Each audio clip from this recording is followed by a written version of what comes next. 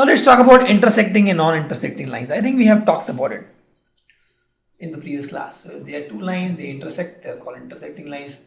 There are two lines, they don't intersect, they are called non-intersecting lines. Non-intersecting lines are parallel lines. Right? If they don't intersect, they will be parallel. This is a intersecting line. Okay. Now, if they are parallel lines, if you want to find the distance between the parallel lines, we can do that. So we can actually find distance between the parallel lines. So for intersecting lines, you actually can't find distance between them, because at this point distance is less, at this point distance is more, at this point distance is all the more. Right? So you can't find a distance between two intersecting lines. It doesn't make any sense because the value will change. But for parallel lines, if you find a distance between these 2 points, and assuming they are perpendicular, these angles are 90. Let's suppose these 2 points, it's called AB and you call this as CD. You will notice that distance of AB is equal to distance of CD. Okay, so when you say distance, I mean the length of common perpendicular. Length of common perpendicular.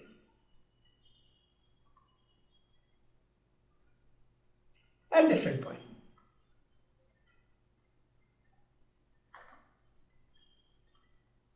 Okay, and they are same on these parallel lines are same, and that is what we call distance between the two parallel lines. I'll show you why. Because let's suppose there are two parallel lines, and if I don't take the perpendicular length, right? So if I see, if I take this length and if I take this length, do you think that length, this is, let's suppose PQ, this is RS. Do you think RS will be greater than PQ? Yes, of course, right? Or let's suppose if I take a length from here to here, it's T and this is U. TU will be more than RS, more than PQ. So you can't have a fixed length. If you don't have fixed length, then you can't find a distance between two parallel lines. It doesn't make any sense, right? So thus we talk about this common perpendicular. Please note a very critical term here, common perpendicular. A lot of students miss this term, common perpendicular. They just think distance between two parallel lines is you take any point in this line, any point in this line, and find distance. That is not the case. So you take any point in this line. I'll show you how to find. So there are two parallel lines. You want to find distance. You take any point, let's suppose y, and then you draw a perpendicular line from here. Once you draw a perpendicular line, by default this will be 90 degree, and we'll show you why. So there are some properties for that. So if this is parallel, it will be by default 90 degree. And in fact, you can do that. You can test that. You pause this video and you can draw two parallel lines and draw one perpendicular. From here, you will see that this will be by default 90 degree. And let's suppose this is z. So yz is my distance.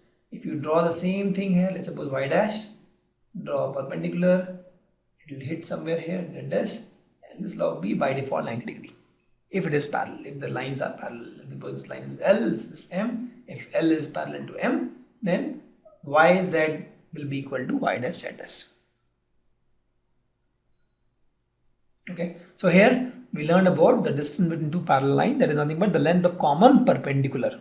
No, is the length of common perpendicular. Okay. So we talked about pair of angles. We talked about actually complementary angles, right?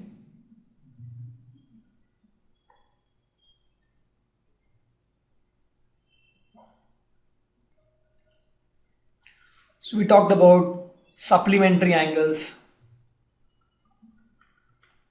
We talked about adjacent angles.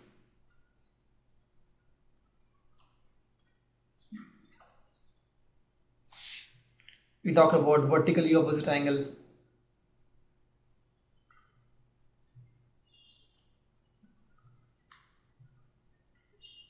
Okay. We talked about linear pair of angles. So we talked about so many pairs of angles. Okay. So in this slide, let's understand more about linear pair of angles. Some of the properties of the linear pair of angles. Okay. So let's understand the relationship between the linear pairs of angles now. So linear pair of angles, as we have discussed, is sum of two adjacent angles whose sum is 180 degree. So this angle is, let's suppose, 1, this angle is 2. So angle 1 plus angle 2 is 180 degree, plus they are adjacent. Okay. So let's try to find the relationship between these angles. We know that angle 1 plus angle 2 is 180 degree. This is by definition actually. So I can say that if there is a line and if there is a ray that stands out on this line, so you get two angles, angle 3 and angle 4. Angle 3 plus angle 4 is equal to 180 degree. Okay, there is a line, there is a ray, stands out on this line. Here also, let's suppose this is 5 and 6. Angle 5 plus angle 6 is equal to 180 degree. Okay. So with this, there is axiom. This is something which you can actually prove by drawing. So you take any line, you can take any line, draw a ray, and then add the two angles that is formed. You'll see that the sum of the angle is 180 degree. So with this, I can create an axiom, that is, if a ray stands on a line, that means I'm creating a linear pair of angles, then sum of two adjacent angles so form, that will be 180 degree. Okay, so this is an axiom because there is no proof for this. This is considered to be true, and using construction itself we can prove it, but there is no proof for this statement. This is considered to be true, right? So with this, we can reiterate the definition of linear pair of angles, that is adjacent angles whose sum is 180 degree. Okay.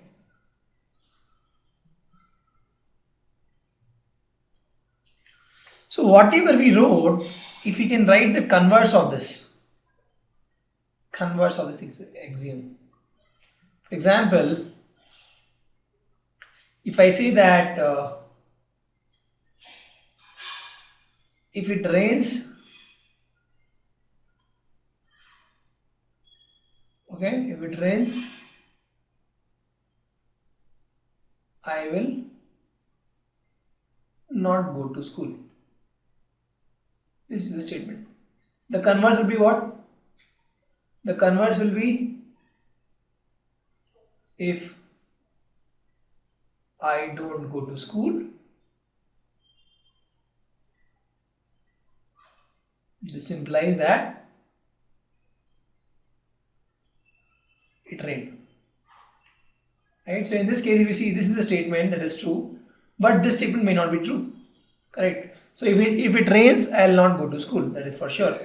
The second statement is if I don't go to school, that means it rained. So it can be for other reason also. Maybe you are not well. That's why you didn't go to school. Okay. So, but if you see, this statement is statement A, and this is converse of statement A. Right? It conveys the same message, but in the in the reversed tone. Okay, so let me rewrite this same axiom in the reverse tone. It says that if a ray stands out on a line, then the sum of the two adjacent angles is 180 degree. I'll rewrite saying that if sum of two adjacent angles is 180 degree, so in that case, then ray stands on a line. Okay, that is the converse. This converse may be true, may be false. We don't know. We have to prove it. For example, in this case, the converse is false. Okay, or let's take one example of Pythagoras theorem. Now let me take Pythagoras theorem. Right, there is a triangle. Okay, this is P, this is B, and this is H. Right, and this is angle 1. So if angle 1 is 90 degree, if, then I can say that P square plus B square is equal to H square. This is the statement. Want to write the converse? If P square plus B square is equal to H square, then angle 1 is 90 degree. And you see there are two statements, they are converse of each other, and in this case both are true. But there can be a statement in which the converse is not true. For example, let's take this statement. If I say that if angle A is 30 degree, it is acute. Okay? It is acute angle. Let's take the flip of this. If angle A is acute, it has to be 30 degree. So in this case, you can see this is true, but this is false. Right? If angle A is acute, it can be 45 degree, 50 degree, 70 degree, 80 degree, anything less than 90 degree. But in this case, if you see, the statement is true, converse is also true. So the reason why I gave you two examples was from the mathematical world to show you that for any statement you can write a converse. For any statement you can actually write a converse. That is nothing but using English grammar to write a converse of the statement. But is that statement true? Is that converse statement true or not? That is something you have to again prove. Okay. Same thing. There was an axiom that if a ray stands out on a line, then the sum of the adjacent angles so formed is 180 degree, that we have seen. This is axiom because there is no proof for this. It is considered to be true. Using construction also you can say that it is true. And for that we wrote a converse. But is that converse true or not? We have to prove. Okay. So let's try to prove if the converse, this converse is true or not. I hope you're understanding my point. For any statement I can write a converse. Example, in this case we wrote a converse, but the converse is true or not, that is something we don't know. For that we have to actually prove it. Okay. So the question says that if sum of two adjacent angle is 180 degree, then a ray stands on the line. That means we have to draw adjacent angles whose sum is 180 degree and adjacent angle whose sum is not 180 degree. And see, the statement is true in which case. So let's draw a case where the adjacent angle sum is less than 180 degree. Let's take some other example. Let's take one example where the adjacent angle sum is 180 degree. Let's take one example where the adjacent angle sum is greater than 180 degree. So I'll take these scenarios. In fact, these two are same. So let me take only these three scenarios. These are exactly same. So if you see in this case, the sum of the adjacent angle is not 180 degree, right? So I'm taking a not scenario. And if you see in this case, the ray is not standing on a line. This is not a line. So the statement is true for this particular scenario. Let's take this scenario. If the sum of two adjacent angles is 180 degree, in this case it is true. Right? This is x and this is 180 minus x. This may be 30 and this may be 40. I'm just taking some number. This may be 60 and this may be again 60. Okay. So this is 180, yes. Then the ray stands out on a line, yes, it is true. Let's take this scenario. If the sum of the adjacent angle is 180, no, in this case 120 degree, then the ray stands out on a line, no. So both are no, that means this statement, the converse statement which I have written is true for all these three scenarios. Right? Thus I can say that this is also a true statement.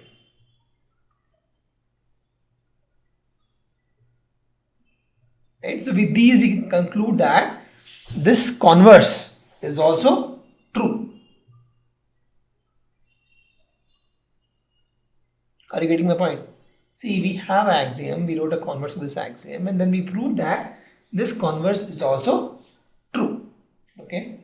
Now since we have a axiom and then this is true, I'll make it as converse axiom because this is also true. Right? See, I could write this word axiom only after proving it that this is true. Only once it was true, I can say it is a converse axiom. Thus, for a linear pair of angles, there are two axioms. One is if a ray stands out on a line and the sum of the adjacent angles who form this 180 degree. And the second is if the sum of two adjacent angles is 180 degree, then the ray stands out on a line.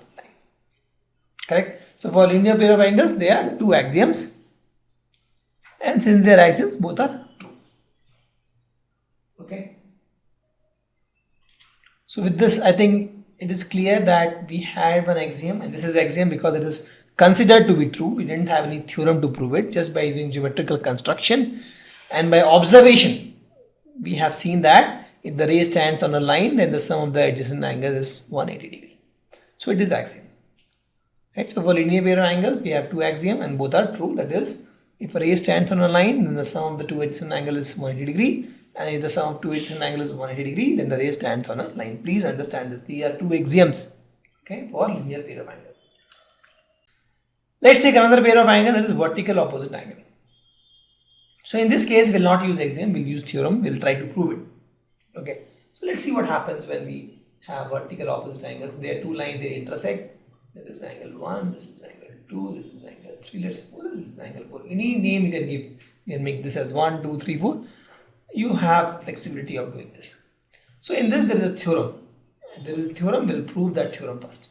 Because theorem is something which you can prove using axioms. So there is a theorem that if two lines intersect each other, then vertically opposite angles are equal. So in this case, angle 1 will be equal to angle 2, angle 3 will be equal to angle 4. Okay, so please note this is theorem, this is not axiom. That means we have to prove it, right? We can't just say that you draw this lines and just measure this angles in using protractor. You can't do that because it's a theorem. You have to prove it now. So let's prove it. So we have to prove it. Since this is a theorem, so we have to prove it. So we have to prove that angle 1 equal to angle 2 and angle 3 is equal to angle 4. And we'll prove using axioms. Okay. Now if you know that this is a straight line, let's suppose this is line L, this is line M. Since line L is a straight line, I can say that angle 1 plus angle 3 is equal to 180 degree using axiom of linear pair of angle, right? Since L is line. Same thing, I can say that 1 plus 3 is 180 degree. Okay. Similarly, 1 plus 4 will also be 180 degree because M is a line. So angle 1 plus angle 4 will also be equal to 180 degree. Again, axiom of linear pair of angles, right? Since in this case M is a line. So this is equation 1, this is equation 2. If you compare these two equations, angle 1 plus angle 3 will be equal to angle 1 plus angle 4 because both are equal to what? 180 degree. Correct? So I'll remove this 180 degree for now. So comparing these two equations, I can say that angle 1 plus 3 is equal to angle 1 plus 4 Euclid's concept. If both are equal to 1 equal, then that means they are equal. So angle 1 plus 3 is equal to 1 plus 4. So angle 1 and angle 1 cancel. You can say that angle 3 is equal to angle 4. This is what we have proved. Similarly, I can prove that angle 1 is equal to angle 2.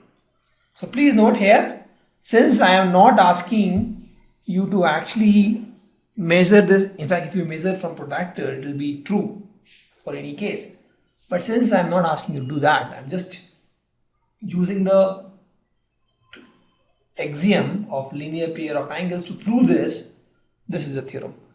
Please understand why it is a theorem. A lot of students get confused on axioms and theorems, why it is called axiom, why it is called theorem.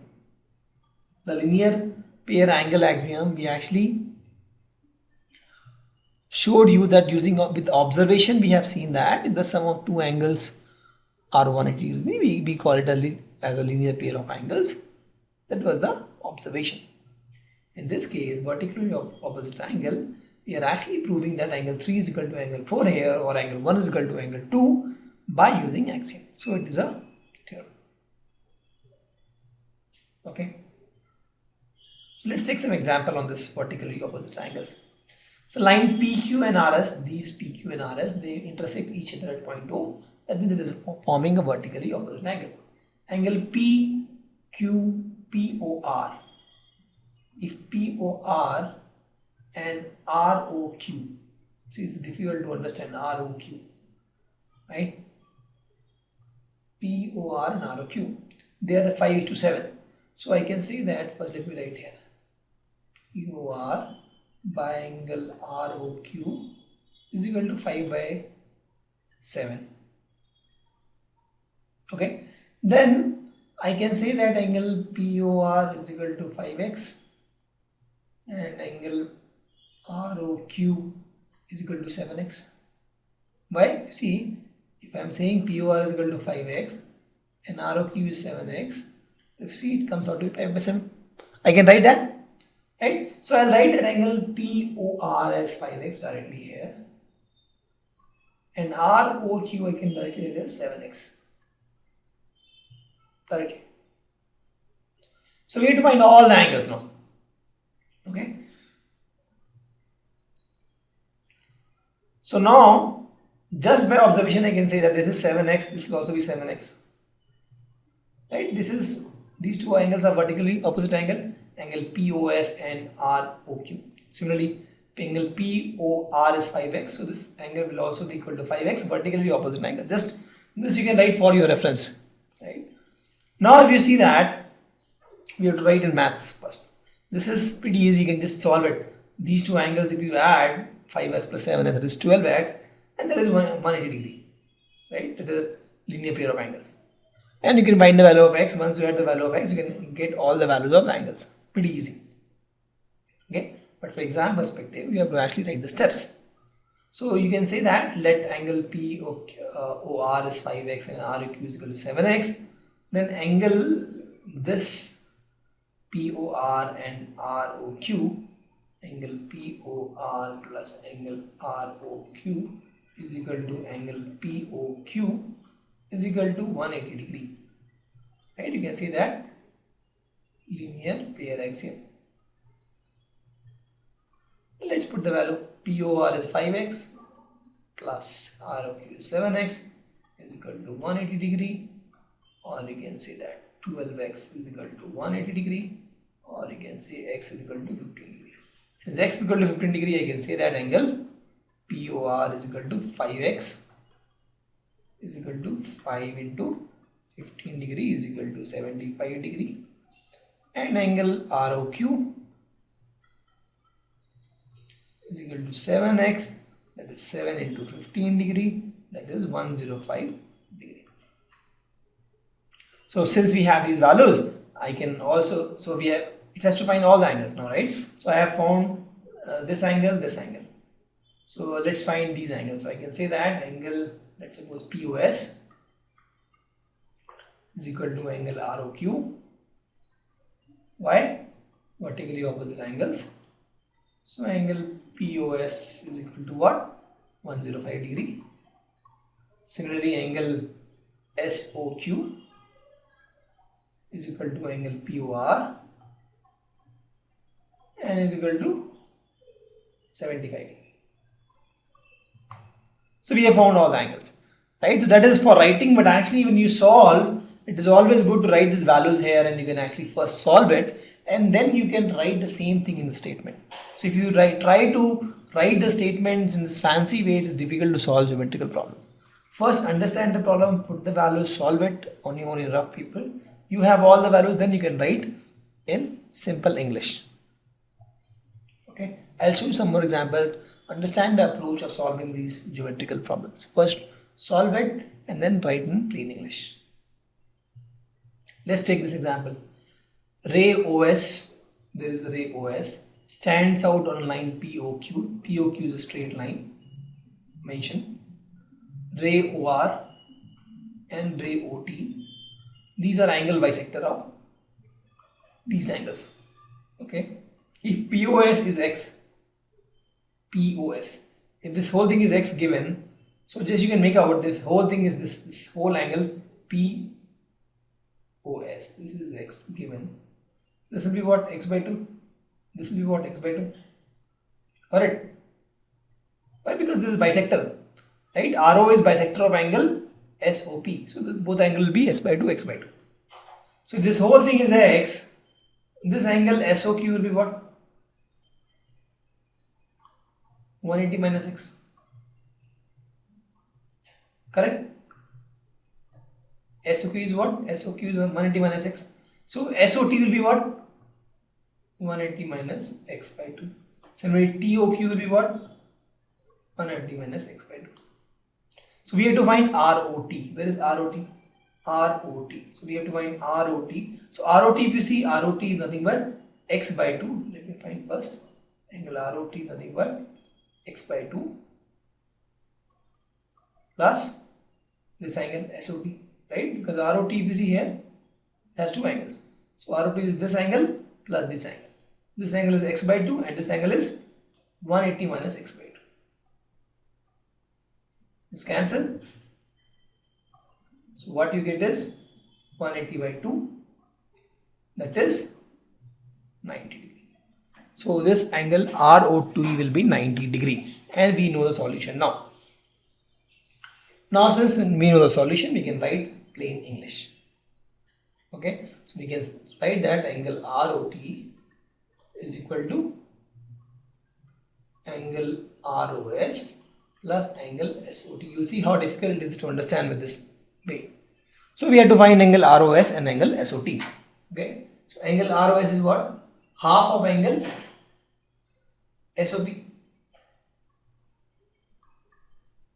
ROS is half of angle SOP plus angle SOT is half of angle SOP. Right? Is equal to SOP plus SOQ by 2. And angle SOP plus SOQ is what? 180 degree.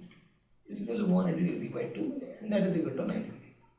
So you can use this way also. There are so many ways of solving it. So in this case, if you see, we didn't even use the given value X. Okay. My only advice to you guys is, in geometry, try to put all these values X by 2, angle 1, angle 2, angle 3, so that you can visualize it properly. Solve it. Once it is solved, you can write a plain English.